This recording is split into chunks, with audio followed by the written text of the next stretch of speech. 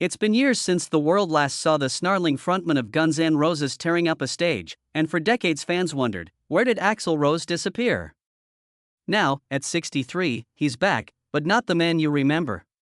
He stands in the spotlight, thinner, measured, with secrets buried beneath every chord he strikes. Welcome to a journey that will tear you up. Behind the gates of his Malibu mansion, Axl has built a fortress of solitude, shielding himself from the same chaos that once fueled his rise.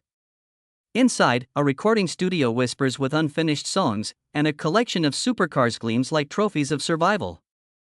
But beneath the sleek exteriors, the ghosts of collisions and breakdowns still linger, haunting the man who once ruled rock and roll. The contrast between past and present could not be more stark.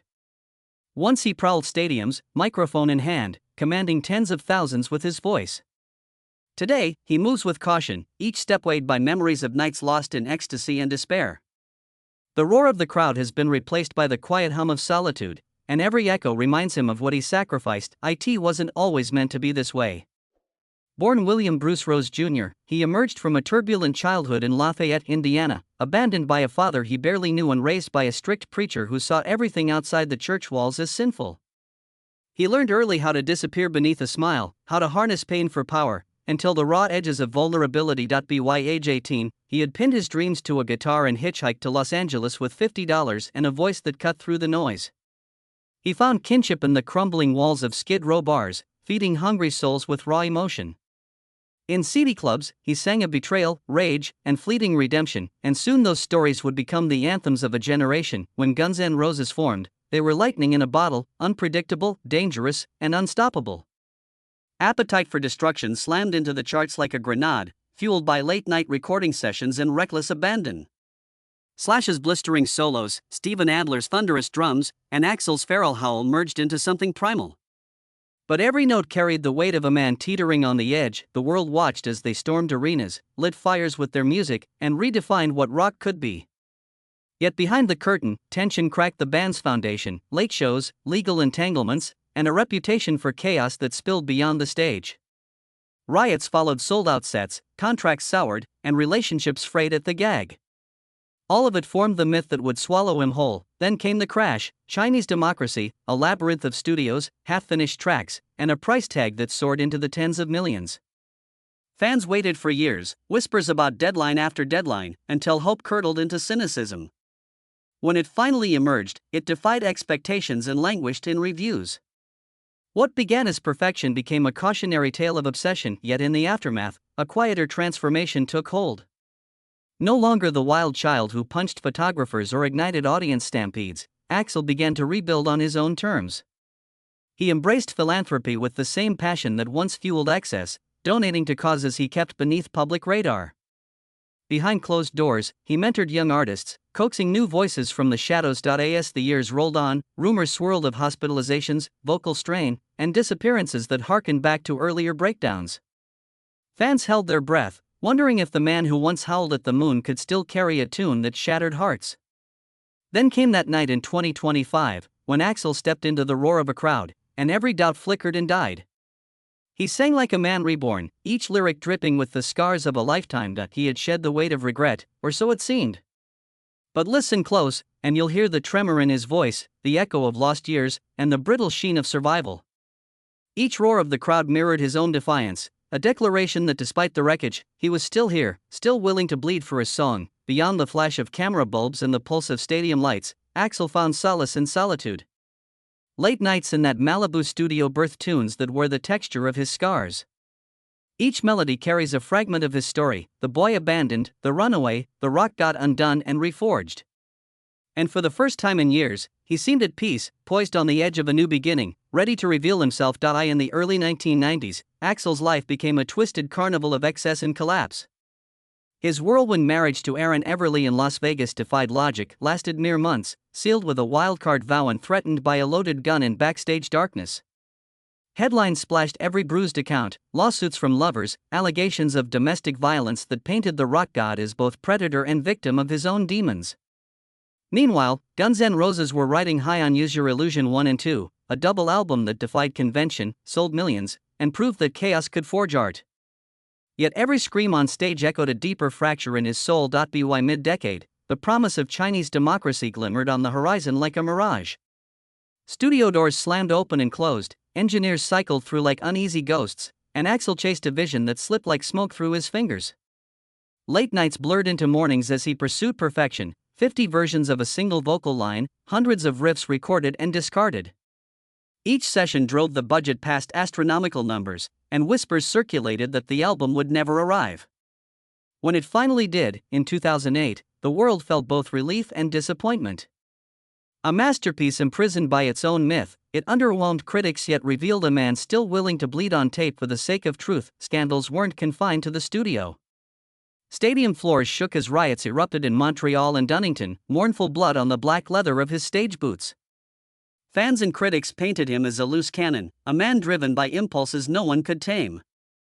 Yet even amid chaos, Axl extended a hand behind the scenes, pulling Steven Adler into rehab, raising funds for AIDS charities during the dark chapters of the crisis, quietly donating to environmental causes that no magazine ever mentioned. This duality, an artist broken by his own intensity but still capable of unexpected generosity, hinted at fractures beneath the snarling exterior. Amid the frenzy, Axl wrestled with inner demons that no stage lights could chase away. Diagnosed with bipolar disorder in his 20s, he avoided lithium for fear it would dull his creative edge, choosing instead to ride every manic peak and suicidal valley that crashed against his mind. Past life regression therapy offered a strange solace, memories real or imagined of ancient battles, cosmic quests, and souls intertwined across centuries. Whether these visions were cure or curse, they became part of his legend, fueling riffs that thundered with timeless rage and ballads that ached with the weight of forgotten lifetimes. As the millennium turned, the world caught glimpses of a quieter Axl. Word spread of his $5 million Malibu compound, where behind high gates he assembled a private fleet of supercars, Ferrari Enzos, Carrera GTs, and Spyders, each more exclusive than the last. They were symbols, not status, roaring therapy sessions along winding coastal roads where the only audience was the Pacific. Inside, a hidden studio buzzed with half-finished tracks and journal entries turned lyrics. He was writing again, but on his own terms, picking up fragments of memory, shaping them into melodies that spoke of recovery as much as rebellion. A foundation in his name quietly changed lives: scholarships for underprivileged kids, grants for families battling mental illness, support for musicians struggling to find their voice. None of it came with fanfare or interviews. It happened under the radar, a tribute to the boy who once felt so alone that survival seemed impossible. His generosity was a rebellion against the myth that rock stars live solely for excess and ego. Instead, he proved that compassion could be as powerful as distortion pedals and pyrotechnics. Now, at 63, Axl Rose stands at a crossroads he could never have imagined in his 20s. The roar of the crowd still thrills him, but he listens for something deeper, a chord of healing strung through decades of noise and silence. His graphic novel debut, a neon-soaked cyberpunk fable, reveals a storyteller unafraid to reframe his own legend in lines and shadows. The story isn't finished yet. Each night he steps back into the spotlight, he's rewriting the final chapter, note by note, verse by verse, proving that redemption is a stage he's finally ready to command. But beware, the man who once burned stages to the ground still carries embers of raw fury beneath the polished surface. Each lyric, each guitar wail, bears the imprint of scars that refuse to fade. This isn't just a comeback, it's a reckoning. Fans will soon understand that Axl's true power lies not only in voice, but in the unbreakable fire within him. The lights dim and the hush of anticipation fills arenas once roared to life by his voice. Tonight, Axl steps onto a stage that feels both familiar and utterly foreign. His silhouette crosses the amber glow of spotlights, a warrior returning from battles unseen. Behind the roar of thousands lies decades of silence, a silence born of self-preservation. He opens his mouth and the first notes slip out, fragile and potent as a whisper. Then they rise, gathering force with each lyric until they crash like thunder across the crowd. These songs are not just echoes of anthems past. They are confessions laid bare in melody, each riff an incision into memory. Fans record every moment, their phones lifting like torches in a digital prayer. They glimpse the ghost of the young boy who fled Indiana. They see the man who survived riots and lawsuits. They witness the survivor of his own darkest impulses. Backstage, the world narrows to threadbare halls and humming equipment. Axl moves through corridors lined with guitars, each instrument a chapter in his story. He lingers by one that once bore the fingerprints of youth and fury. He feels the weight of time in its strings. The crew whispers praise for his voice, now weathered but rich with resolve. He nods, remembering nights when pleas fell on deaf ears. He remembers collapsing mid-set, and the news stories that spread like wildfire. But tonight, every note rings true. In the crowd, faces shimmer with nostalgia and awe. They lean forward, hungering for fragments of history. They want to believe in redemption as much as rock. Each song bridges two worlds, then and now. Suddenly, the stage fills with smoke, and the opening riff ignites. The pulse of the drums threads through ribs like a ritual. Lights flicker in time with the heartbeat of the audience. He leans into the microphone stand as if it were an old friend. He closes his eyes and lets the music carry him. For a moment, Axl is both legend and mortal man. His voice cracks on a high note, but he smiles. He knows that vulnerability is as powerful as command. Miles away, seeds of doubt return. Critics dissect every performance on social feeds. Die-hard fans defend each falter as proof of authenticity. The myth cannot die because it lives in collective memory. Between songs, he shares stories low and unpolished. He speaks of the preacher's house, and the way music saved him. He speaks of lost loves, and the letters that never found the light. He speaks of the studio where he chased ghosts until dawn. The crowd leans in, drinking every word. They feel entitled to accolades, but they also feel entrusted with his history. The set moves to new material, songs that carry the texture of healing. Drum machines pulse behind live instruments, bridging analog heart with digital soul. Lyrics acknowledge regret but refuse to linger in it. They map the journey from rage to resilience. In these moments, Axl embodies both the wound and the healing. He plays with the grace of a man who has learned to carry fragility as strength. The final chord crashes, and the arena erupts. He bows slowly, the roar washing over him like a tide. He walks off the stage, each step echoing years of doubt and triumph. Somewhere between exile and return, he discovered that survival is an art form. Outside, the chilly coastal breeze whispers of secrets buried under salt and moonlight, always softly. Each evening, he strolls the gardens of his estate, reflecting on victories and wounds quietly. The studio lights burn late into night as he pores over lyrics soaked in resilience. He tests melodies against memories, forging harmony from the fragments of a life rebuilt faithfully. Every chord he strikes seems to echo a vow to survive what nearly consumed him. He remains a paradox, weathered warrior and wounded poet, fierce yet fragile in equal measure. Fans sense the tremor beneath his resolve, resonating in every soaring refrain and whispered verse. Critics debate whether this weathered voice represents rebirth or the last gasp of a legend. Now success for Axl means moments of raw truth shared with fans, not chart positions. He tests his new songs in front of old crowds, feeling the pulse of healing. Each applause threads new stitches into wounds he carries under leather and gravelly, raw tones. When he pauses, you hear the quiet crack of survival echoing between verses' roaring solos. The man who brandished a mic like a weapon now wields it as unvarnished truth. And when the note fades, the arena holds breath before unleashing gratitude in thunderous acclaim. Encore. Late nights in his Malibu sanctuary now belong to reflection more than revelry. Axl crosses the polished wooden floors in socks, each step barely echoing against the walls lined with platinum records and Polaroids of his younger self.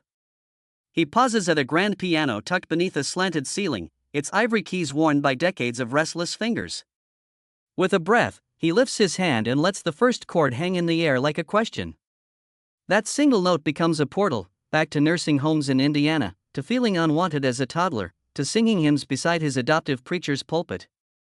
The memories aren't gentle, but they are honest, and honesty is the foundation of everything he creates now. By dawn, he's hunched over a mixing board, studying waveforms that pulse with afternoon sun. He zooms in on a vocal take from a new ballad, a song about reunion and regret. His throat catches at the fragility beneath his growl. He tweaks the EQ, softens the reverb, and listens as the track transforms from a rough cut into something that feels sacred. Outside, seagulls wheel above the ocean and distant traffic hums along the Pacific Coast Highway. He flips through old journals stuffed with scribbled lyrics and drawings, each page a testament to battles won and scars still fresh. A message lights up his phone, an invitation to headline a benefit concert for mental health awareness. He studies the text, his thumb hovering above the screen. Years ago, he might have blasted back a flippant reply or ignored it entirely. Now, he writes a short yes and taps send. He thinks of the fans who called out in the dark, begging him to say something, anything, about the demons he battled on stage. This time, he won't leave them waiting. By choosing this cause, he steps into a new role, not only the survivor of his own chaos but an advocate for those still fighting. Later that afternoon, he meets with an old friend turned artist, a graffiti painter renowned for bold murals in urban alleys. They pore over sketches for Axl's graphic novel's next volume. The neon-soaked panels depict him as a cybernetic warrior, half flesh and half machine, racing across futuristic skylines. He studies each stroke, suggesting subtle changes, a jagged scar crossing the hero's cheek, a tattoo-like circuit pulsing on the wrist, details drawn from his own microchips of memory.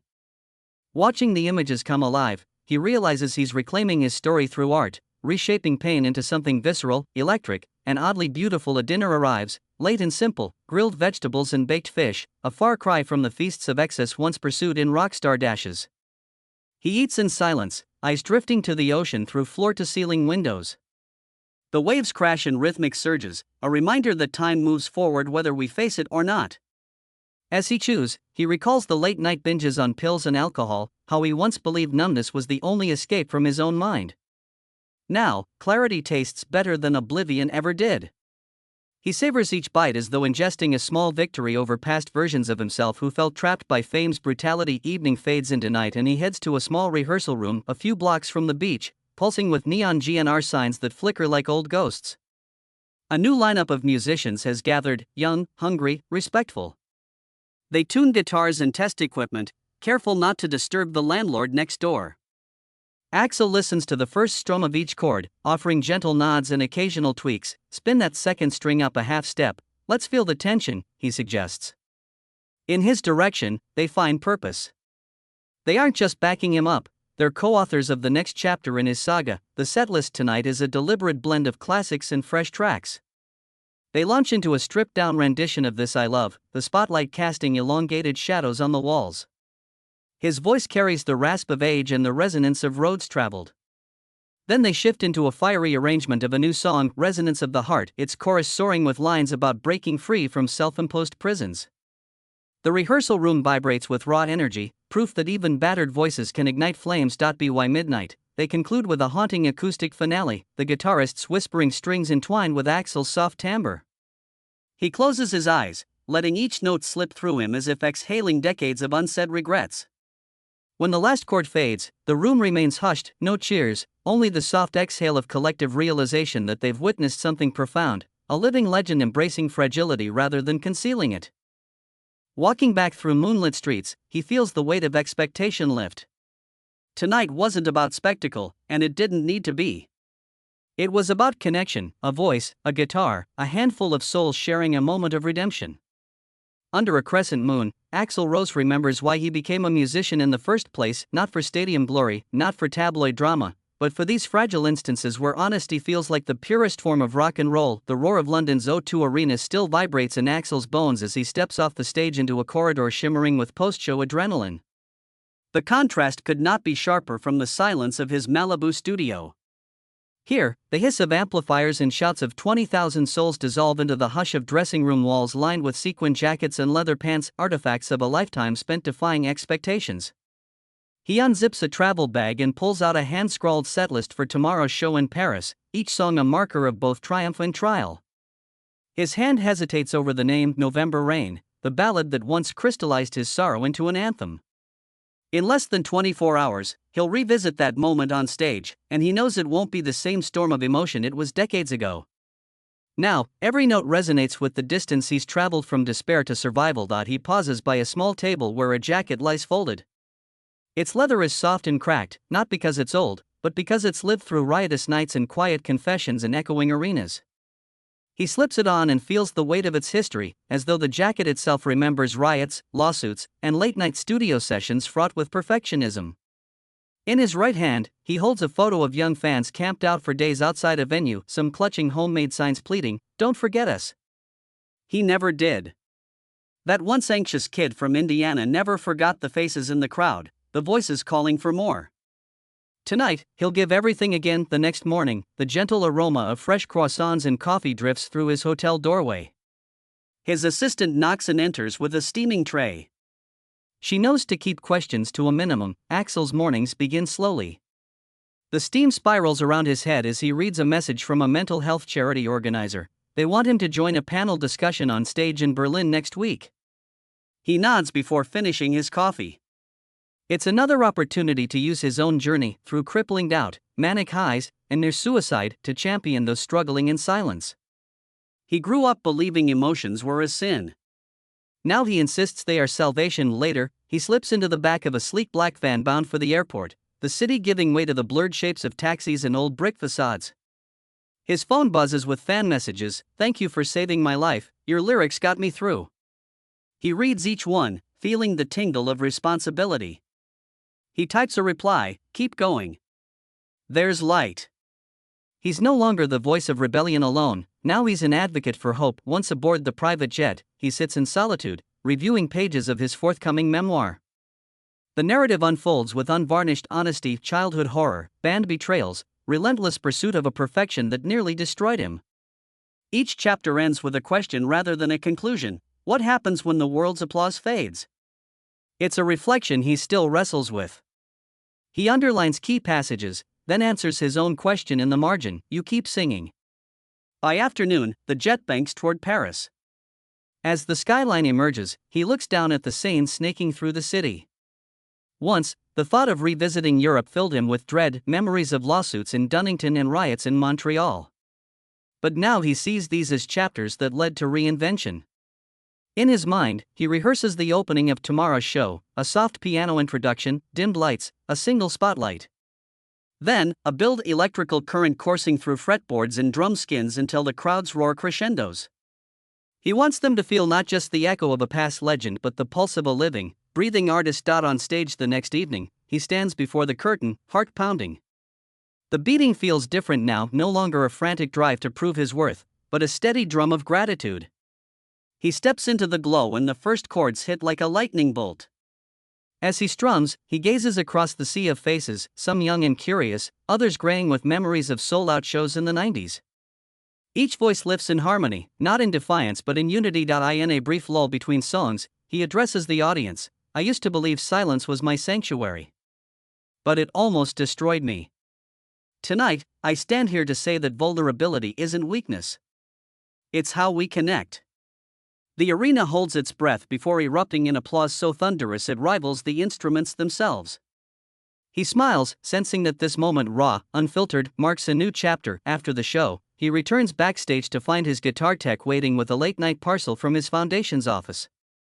Inside are letters from kids he's helped, drawings, school essays about hope rediscovered, photos of them strumming guitars in makeshift bands. He gathers them gently and tucks them into his coat pocket before boarding the van. Each letter is a reminder that his fight with darkness is a fight shared by many, and that every song, every memoir page, every donation can be a lifeline. When the tour finally winds down months later and he returns to Malibu, he sets aside his jacket and places it on a vintage stand by the door. The quiet of his home envelopes him, and he strides to the studio where new demos await his ear. As he listens, he closes his eyes and lets the melodies guide him back to the boy who fled Indiana with nothing but a guitar case and a dream. Now, he has a house, a team, and a legacy. But above all, he has a voice, one that no absence, no controversy, and no whirlwind of chaos could ever truly silence. Even after the final encore lights dim, Axl stays on stage in his mind, replaying every moment of the tour as though each song were a lifeline pulled from memory's depths. The moment he steps off the platform, however, reality floods back: the hollow hush of an empty dressing room, the thump of his heart still racing, the lingering scent of sweat and adrenaline. He pauses by the mirror, fingers brushing the seams of his jacket as if greeting an old companion. In its weathered leather, he sees a mosaic of past selves: the wide-eyed runaway, the mercurial star, the weather-beaten survivor. Each reflection carries a lesson etched in pain and triumph. Tonight, he doesn't reach for a cigarette or a drink. Instead, he closes his eyes, inhales, and reminds himself that his rock and roll odyssey has always been less about escape and more about confrontation with monsters, with memories, with the music that refuses to let him go. Back at his oceanfront home, the horizon glows pale and shapeless in pre-dawn light. He moves barefoot across cool tile floors, fingertips grazing the spines of well-worn vinyl records that speak of eras when rock was both revolution and refuge. He selects one, a faded pressing of Appetite for Destruction, and places it gently on the turntable. The crackle of the needle sends a shiver through him, transporting him to those sweaty hellholes where dreams were forged in distortion.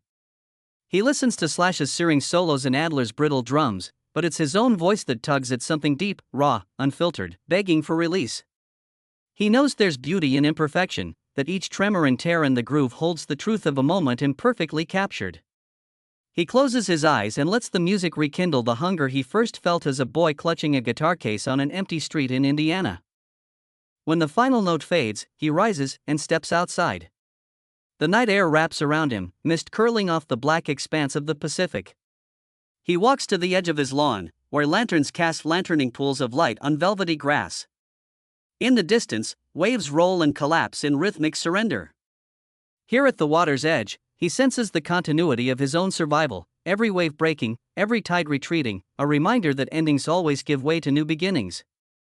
He thinks of the countless nights he disappeared into studios, into dark thoughts, into the silence of rehab wards, and he recognizes that true disappearance lies not in absence but in forgetting how to return. Tonight, he returns fully, heart and voice aligned once more. Morning brings a meeting with a young singer-songwriter who has been quietly making waves online. Axl watches her perform in his private studio, voice trembling with promise as she navigates verses about loss and renewal. He offers feedback, subtle shifts in phrasing, tweaks to melody lines, suggestions for lyrical focus, yet he learns as much as he teaches. In her vulnerability, he sees echoes of his own dawn years, when he stepped onto Skid Row street corners to sing for coins and compassion. He remembers the kindness of strangers who believed in him and paid him more in faith than in change. As the song concludes, he stands and applauds, genuinely moved by her courage to bare her soul in song. He offers her a slot on his next benefit tour, an opportunity that will change her life the way so many unknowns once changed his. Later that afternoon, he reviews layouts for the next volume of his graphic novel, where the cyberpunk hero prowls rain-slick streets fighting phantom adversaries born of memory. As he flips through panels, he marvels at how his story has transformed, from real blood and bruises to neon ink and printed paper. Yet the core remains: survival isn't about perfection, it's about presence. He circles pages depicting a scene where the hero confronts a shattered mirror, each shard reflecting a different past. He tweaks dialogue to read more like confession than bravado, ensuring each caption feels as honest as a lyric sung raw on stage. This is storytelling as catharsis, art as autobiography, a continuation of the same narrative that began with the boy's first hymn in a preacher's living room. Twilight brings him back to the rehearsal room, where the new band calls in warmed-up chords and tentative harmonies. They're no longer greenhorns, they've become companions linked by shared phrases and familial riffs. They play a new composition, a soaring anthem called After Light, its chorus an embrace of dawn's promise after darkness. As he harmonizes with the band, his voice melds with theirs in a tapestry of grit and grace. The song crescendos, and in that peak moment, he feels time collapse. The boy, the superstar, the survivor all harmonize into one unbroken chord. He tilts his head back, eyes closed, and lets the final note swirl around him, dissolving any residue of doubt. Walking home, he stops by the ocean one last time, the moon's silver path stretching to infinity. He reaches down and scoops up a handful of wet sand, gritty, cold, and endlessly shifting, and lets it fall through his fingers. He smiles at the symbolism. The world is made of small pieces, each one fleeting, yet together they form the bedrock beneath his feet. He breathes deeply and whispers to the night, "Thank you." Not for the fame, the fortune, or the frenzy, but for the melody that never died, for every broken chord he learned to heal, and for the promise that as long as he can sing, he can rewrite his own story. In that quiet, beneath a vast star scatter of possibility, Axl Rose knows his journey is far from over. The next album, the next benefit show, the next volume of inked heroics all lie ahead, waiting for his voice to breathe them into being. And as he turns away from the sea, boots crunching on the sand, the whispers of his past fuse with the hum of the future. He stands ready, a living testament that even the fiercest outlaws can become architects of hope, and that redemption, like music, is as endless as the waves that rise and fall without cease.